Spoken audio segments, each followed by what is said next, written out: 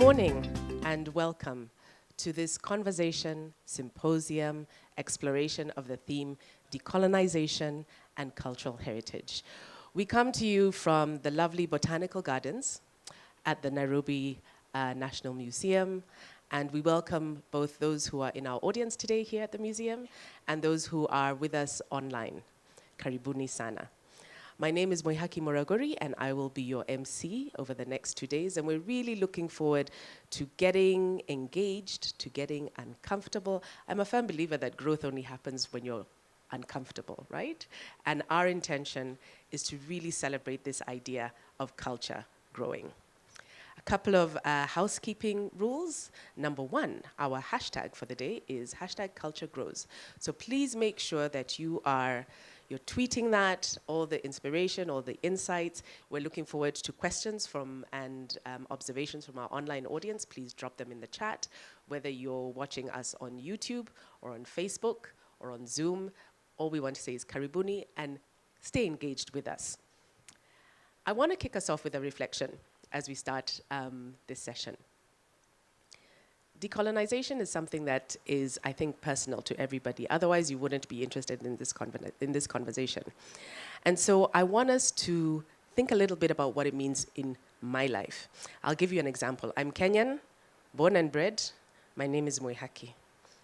However, whenever I go into a place of where I need to write down my name, go to the bank, share my ID, I'm asked, lakini hiyo jina ingine, what's your first name? And I say, Moihaki. No. What is your English name?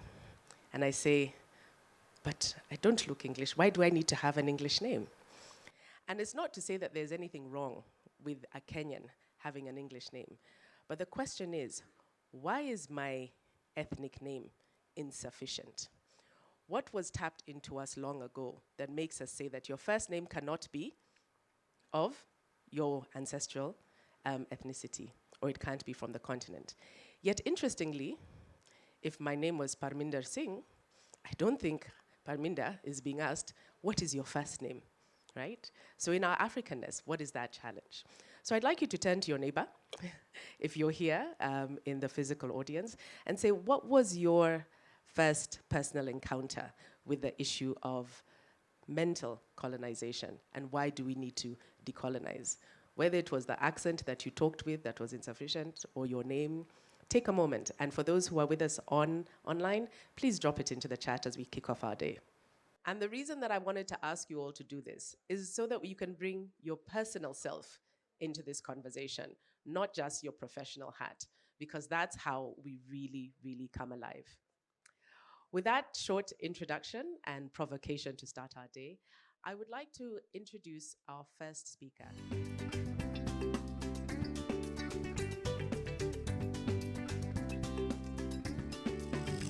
Thank you very much, Moihaki, for really the remarks, and also for challenging us to think about the first encounter with the decolonization and colonialism. The Director of Culture and Heritage, Dr. Kiprop Lagat, who is really here with us and has been with us since yesterday. Jill Coates, Country Director, British Council, Kenya. Stephen Stenning, British Council, UK. British Council guests from the UK. Edward Sigay, Director of Kenya Copyright Board. Dr. Joyce Nyairo, Santuri Media. Distinguished participants who are here with us at the National Museums of Kenya or Nairobi Museums, as well as those joining us online. It gives me immense pleasure to welcome you on behalf of Twaweza Communications to this second edition of Cultural Heritage for Inclusive Growth Symposium under the theme of decolonization and cultural heritage. Twaweza Communications is an arts, culture, and media institution, and we're actively involved in policy advocacy for culture and creative industries, knowledge production, documentation, and dissemination.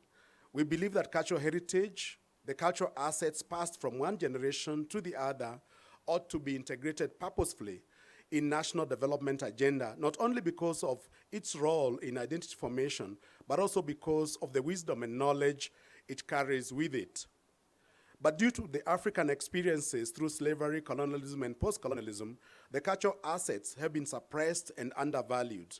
This has resulted in the systematic marginalization of culture in the national agendas across the continent. The decolonization agenda seeks to broaden and shift the narrative about cultural heritage in Africa. Over the next 2 days, we will explore ways in which communities, especially the youth, can be more engaged with cultural heritage, the place of technology, and the role of indigenous knowledge systems in creating healthier and more inclusive societies. We will also be exploring how cultural heritage intersects with the vagaries of climate change, whose consequences we are currently experiencing.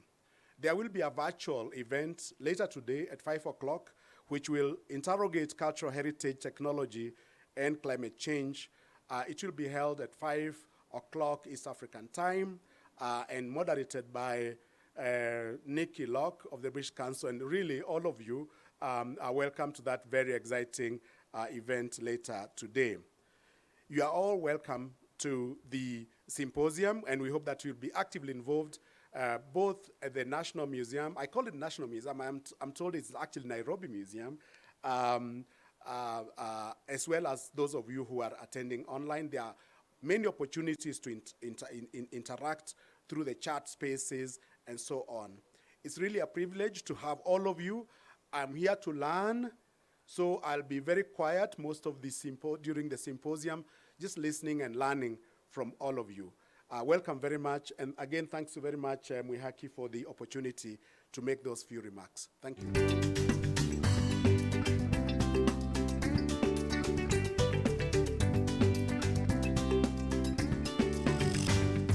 Jill Coates, Director, British Council. Edward Sigei, Director, Kenya Copyrights Board. Steve Stenning, Director, Cultural Programs, British Council Global. Professor Kimani of Twaweza Communications. Dr. Joyce Nyairo, Santuri Media. Ladies and gentlemen, good morning. Good morning. I'm very pleased to join you this morning on this second edition of the Cultural Heritage for Inclusive Growth program, which is happening 2 years exactly after the first edition that happened in 2020. I'm delighted that we are discussing a topic that can be very sensitive. It is a difficult subject, and I hope that we will have very honest discussions with ourselves with a view to delving deep into some of the issues about colonization. As I was coming to this forum this morning, in one of the dailies, that is the Daily Nation, John Onyango Obo actually mentions or discusses how in the Central Africa Republic, there are plenty of mangoes. However, the locals do not consume those mangoes. They have to be exported to France and come back to the country as juices, and they buy them at a very expensive price. And when peacekeeping soldiers went to Central Africa Republic, the locals laughed at them when they started eating raw mangoes. They thought that was primitive, in quotes, that was not cultured. And that tells you how serious this issue of colonization is, especially in this continent. You might be aware that some of the effects and impacts of colonization include introduction of individualism, capitalism, and oppression. It disrupted the traditional material of moral homogeneity and practice. It corrupted the manner of moral inculcation. This resulted in the abandonment of traditional norms and values through systematic reference to our values as pagans. Anything African was denigrated and deemed as primitive, and therefore I'm actually delighted that we are discussing some of these issues today. I was asked to discuss or to talk about cultural policies, legal frameworks that the ministry is working on towards this area. And in this presentation, I highlight a few of the areas in which the State Department of Culture and Heritage has done in this regard. First will be an interrogation of the constitutional provisions and will thereafter take us through the policies and legal instruments that the State Department of Culture has initiated. Article 11 of the Constitution recognizes culture as the foundation of the nation and as the cumulative civilization of the Kenyan people and nation. It further obligates the state to promote all forms of national and cultural expressions through literature, through the arts, traditional celebrations, science, communication, information, mass media, publications, libraries, and other forms of cultural heritage. In Article 7, Article 7.1 recognizes that the official language of the Republic of Kenya is Kiswahili. Article 7, Sub 3 obligates the state to promote and protect the diversity of language of the people of Kenya. Article 69 of the Kenyan Constitution provides obligations with respect to the environment. It contains clauses on sustainable exploitation, utilization, management, and conservation of the environment, protection and enhancement of intellectual property in and indigenous knowledge of biodiversity and genetic resources of communities, protection of genetic resources and biological resources, the utilization of the environment and natural resources for the benefit of the people of Kenya, and so on. Having zeroed down on these three constitutional provisions, the question then to ask is, what has the ministry done? And I'll take us through maybe three policy and legal frameworks that the government has set out. And the first one is the formulation of the National Cultural Policy on Culture and Heritage. This policy is among the legal and policy instruments that responds directly to Article 11 of the Constitution, as I had mentioned before. The policy was given cabinet approval in February 2021, and we are currently in the process of implementing it. The goal of this policy is to promote understanding, appreciation, and respect of cultures of the people of Kenya, reinforce national unity and pride, stimulate and foster creativity to secure livelihoods, strengthen national identity, and celebrate cultural diversity and innovation, as well as protect and promote the cultural intellectual property of the peoples of Kenya. The policy, therefore, provides direction for sustainable development at national and county level while promoting unity in diversity. We are currently in the process of rolling it out, and counties are key partners in this regard. The second policy that I may want to mention is the Languages of Kenya policy. In decolonizing the mind, Ngugi sees language rather than history or culture as the enabling condition of human consciousness. The choice of language and the use of language is central to a people's definition of themselves in relation to the entire universe.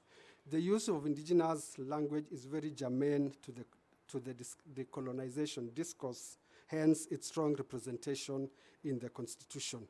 In response to Article 7 of the Constitution, the State Department of Culture and Heritage, which is responsible for its formulation and management of the language policy, has started the process of engaging stakeholders, or has completed the process of engaging stakeholders. Towards this end, a draft policy is currently undergoing the requisite approval motions.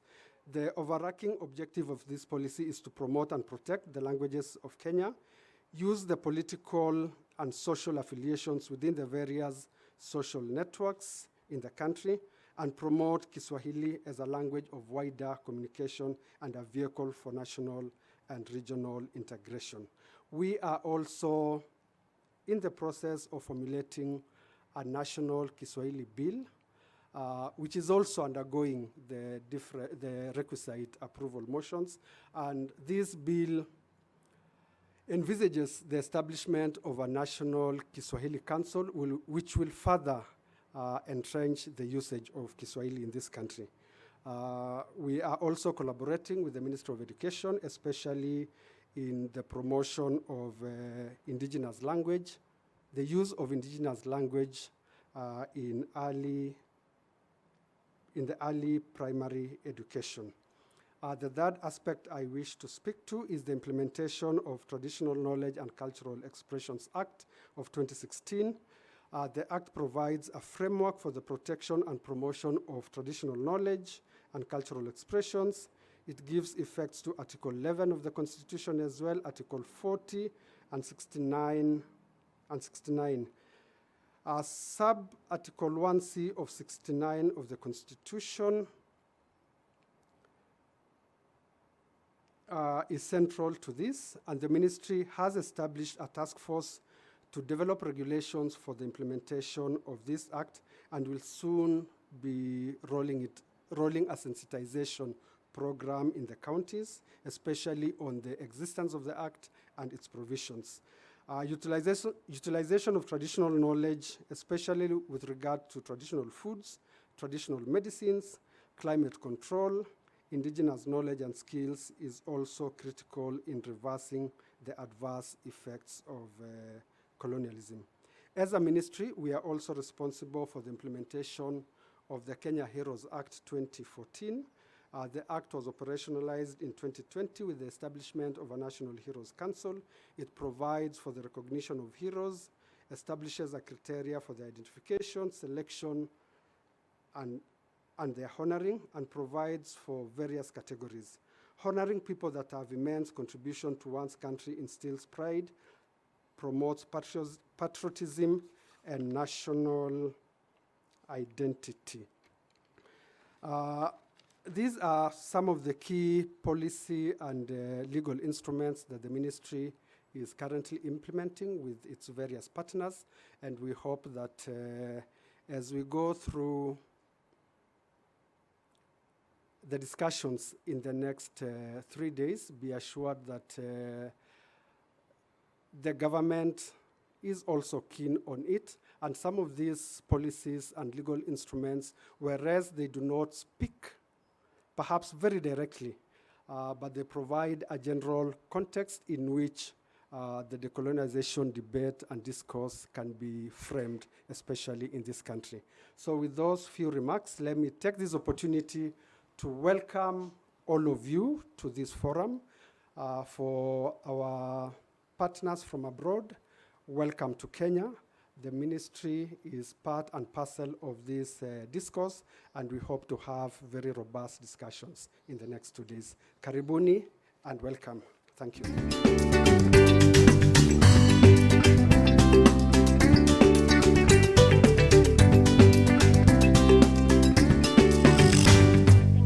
Much, Waihaki, and thank you to Dr. Lagat and Professor Kamani for opening this amazing event this morning.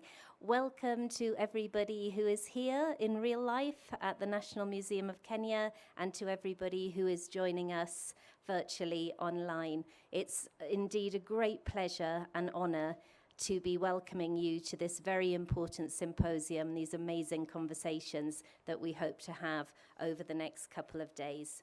As some of you may be aware, this is the second edition of our Cultural Heritage Symposium.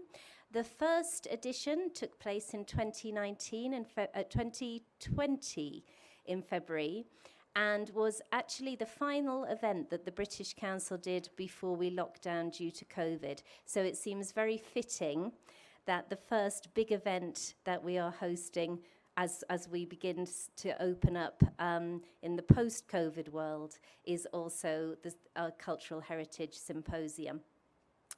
The British Council has been around for over 80 years now. We were set up at a time when the world was facing particular challenges of countries beginning to look inward, of a breakdown of communication and cooperation across the world. And we were established with the mandate to create trust and understanding between the people of the UK and people across the globe. And we decided to tackle that mission through 3 key strategic pieces of work. The first one was through language, and the promotion of English as a global link language. And we've heard from Dr. Lagat how there are issues around that, there are problems around that, but I think that having a language that no longer belongs to the UK actually belongs to the world and allows us to discuss and cooperate across borders is a very valuable thing. We also work through education. We work with teachers, we work with students, we work with lecturers, researchers, policymakers, looking at how we can bring together peers from across the world to share their experience, share their expertise, and improve education for young people across the world. And finally, but definitely not least, we work in arts and culture. And I think possibly this is one of the most, or the most impactful area of our work in terms of our mandate of creating trust and understanding. As I think we all realize from our own lives that it's very difficult to trust something or someone that we don't understand. And how do we begin to understand people? That's through engaging with their stories, through their culture. And it is our artists who tell our stories to the world. And it's our artists who hold our cultural heritage and our legacies. So it's really important work that everybody here today is doing, that the British Council is promoting. And I'd just like to share a personal experience from this week when I was lucky enough to accompany our delegation from the British Council in the UK with some incredible partners from the National Museums, amongst others, to a visit to Mombasa County and to coastal Kenya. And there we had the most amazing 3 days engaging with all sorts of fantastic projects and people and learning a little bit more about Swahili culture.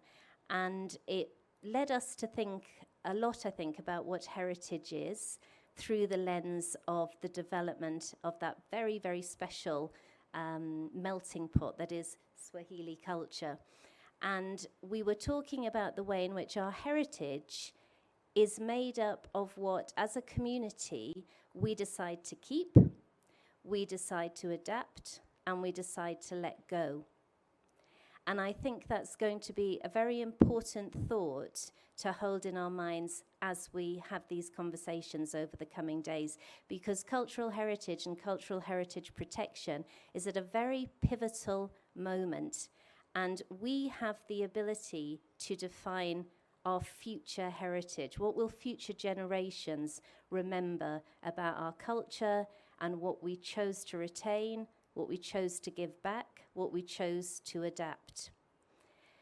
So it's in our hands, it's in our gifts to regain our own stories, to readdress power imbalances in narratives and who owns those narratives and where those narratives will go into the future.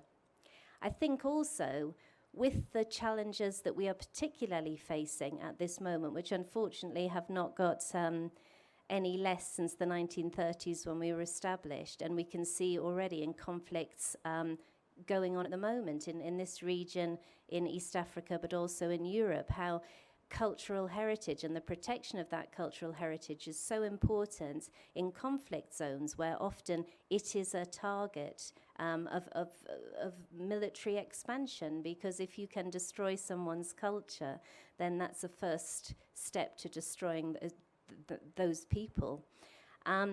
So I think we need to think about that. We need to think about the power that cultural heritage and indigenous knowledge has in helping us tackle our climate challenges here in Kenya, but also across the world. And I think we also need to think about the importance of cultural heritage and its protection to our next generations of young people. Our first edition of this symposium looked at cultural heritage for inclusive growth, and that was very much about how the the valuing, the protecting, and the disseminating of cultural assets, both tangible and intangible, can lead to prosperity for a community. And we're very interested in continuing that strand of the conversation into this symposium this week. So just a little bit about what the British Council's been up to in the 2 years when we haven't been able to meet face-to-face. Our Cultural Heritage for Inclusive Growth programme is doing really well, is expanding. We are working with the wonderful Book Bunk project to develop a framework for cultural protection, which we're very excited about, and more of that over the next couple of days, I hope. We're also working with African Digital Heritage on a toolkit to train young people in digitizing and preserving cultural artifacts. And we, very soon, a date to be announced, we will be launching 3 new research reports in Kenya, Ethiopia, and Sudan, looking at which areas of cultural protection we'd like to focus on in the coming years.